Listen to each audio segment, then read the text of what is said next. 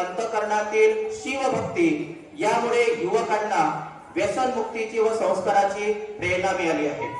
असं म्हणतात माणसानं सोन्यासारखं होण्यापेक्षा परिसासारखं व्हावं, माणसानं सोन्यासारखं होण्यापेक्षा परिसासारखं व्हावं, जिथं जावं तिथं त्याचं सोनं करून यावं, जिथं जावं तिथं त्याचं सोनं करून यावं।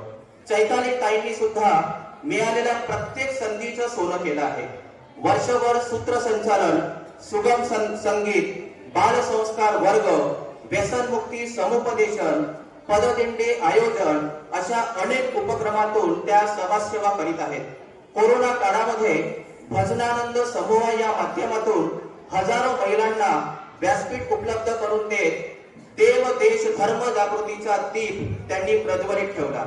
सोबतच अनेक मान्यवरांच्या हस्ते त्यांना सन्मानित करण्यात आले असून समाजभूषण, नारी शक्ती, मातृशक्ती असे अनेक पुरस्कार त्यांच्या कार्याची साक्ष देतात।